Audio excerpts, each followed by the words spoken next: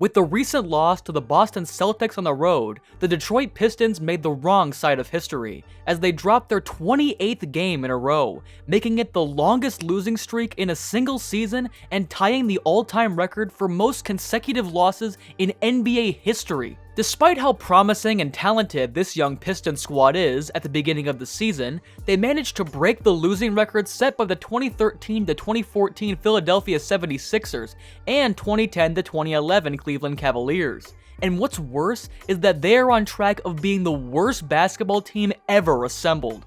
How has this rebuilding franchise turned into the biggest laughingstock in the entire realm of sports today? Well, in this another deep dive video, I'm gonna uncover the truth about the deplorable situation of the current Detroit Pistons. But before we jump right in, here are a bunch of other interesting facts that happened during their losing streak.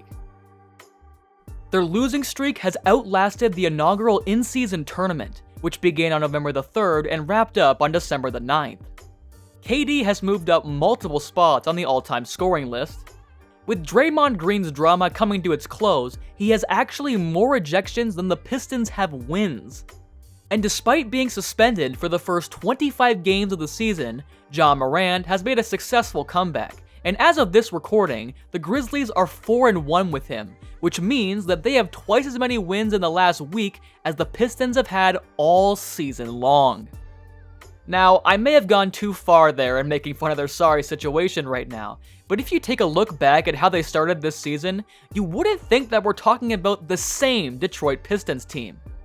I mean, after a 1-point loss to Miami on opening night, the Pistons defeated the Hornets and the Bulls with a winning margin of 28 points combined in their next two outings. Around that point, everyone thought that the rebuilding mode was finally over, and the new era of Pistons basketball was at hand. But, as you know, things just took a sudden downturn since then. During their losing streak, they lost 16 times against teams above 500 and racked up 9 losses against below 500 teams. Then, they got badly blown out by 30 points or more against strong teams like the Magic and Philly. And if there's any hint of silver lining amidst this losing streak, they had close games where they only lost with a margin of 4 points or below against powerhouse teams like the Nuggets and Bucks. Now you see, based on that info, this current Pistons is not actually that bad because they're not getting blown out in every game. However though, they're not winning games that they're supposed to be winning either. With that said, one of the main reasons why the Pistons keep on losing has something to do with the X and O's already, specifically with their terrible defense. I mean, from an individual standpoint, the Pistons are just plain bad at one-on-one defense. See, the last thing that you would want to do with Giannis here is to give him space to operate for a downhill drive. However, Wiseman just did exactly that as he kept on backpedaling here instead of lunging at him or directing him to the helper. And so as a result, Giannis just goes to his spot and gets the easy bucket. Now, as a unit, the Pistons are also tough to watch defensively. Coming off a pick and pop action, the Pistons botched their rotation here big time. While Thompson did a good job in picking up Lillard, Bagley was supposed to switch on Giannis at the top. With Bagley late closing out, Hayes had no choice but to leave his man at the wing. At this point, Bagley should have rotated to Lopez underneath. Bogdanovic should have covered the shooter at the wing, and Cade should have stayed in the corner. But because of their terrible rotation, Giannis got 3 open scoring options instead, and he just chose to skip it to the corner for a wide open 3 after toying with their defense. And on-ball screen actions, they're also painful to watch because they can't get stops even though it's obvious what the opposing team is trying to do. I mean, the Nets already spread out their shooters here, which means that Cam Johnson and Nick Claxton are about to do a 2-man game. That being said, Jalen Duren should have hedged here to prevent Johnson from getting in the middle, because Bogdanovic and Stewart can cover the roller for him in the meantime. But instead of doing that, he went for a drop coverage, and at this point, their defense was already compromised because Johnson got into the lane. And with the amount of space created by that action, he just took an easy floater since he knew Duren can't close out on him. Now on the other side of the ball, the major problem that the Pistons are having right now is that they just can't execute offensively, and that's one of the main things that has been hurting them, especially in late games. Look at this, down by 3 with a minute and 18 left. The Pistons need to score here badly. Cade actually made a great play here out of a double team by locating Stewart underneath, but somehow Stewart manages to botch this layup, which could have cut down the lead to just 2. Now, here against the Bucks, they're actually leading by 1 with a solid chance to deliver the dagger or even extend their lead in this crucial possession.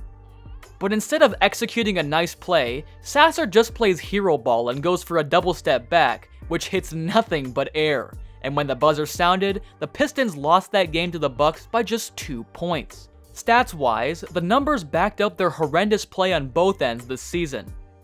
With 30 games in, the Pistons are at the bottom of the heap offensively, and on the flip side, they're also equally bad as they rank 2nd in turnovers, 29th in steals, and 1st in terms of personal fouls committed.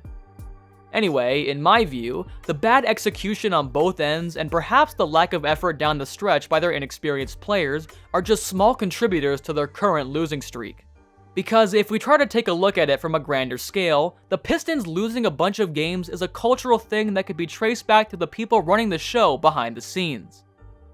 I mean, since Tom Gores purchased the Pistons in 2011, the team only had a winning record once and made the playoffs twice, both times as the 8th seed, where they haven't won a single playoff game.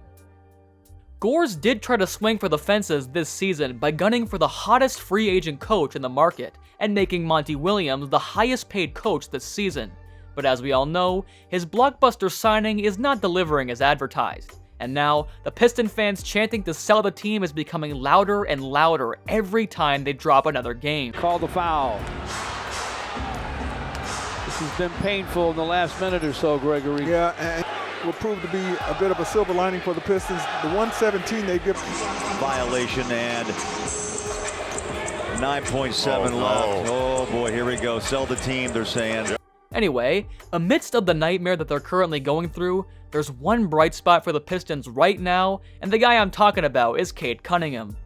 Coming off an injury-plagued season, Cade is putting up all-star numbers as of late, and in the last 4 games, he averaged 33.5 points, 5.8 rebounds, 7 assists on a 57.5 field goal percentage, and 45% from 3. But although he's been producing crazy numbers, Cade can only do so much, and the other guys must step up in order for them to finally break the streak. At this point, I genuinely feel for this young Pistons squad, but as long as they keep on losing, the endless memes and jokes will never cease to stop. And with this said, I just really hope that they will find a way to win, because no player or coach would want to be attached in a team that is on the verge of being labeled as the worst team in NBA history.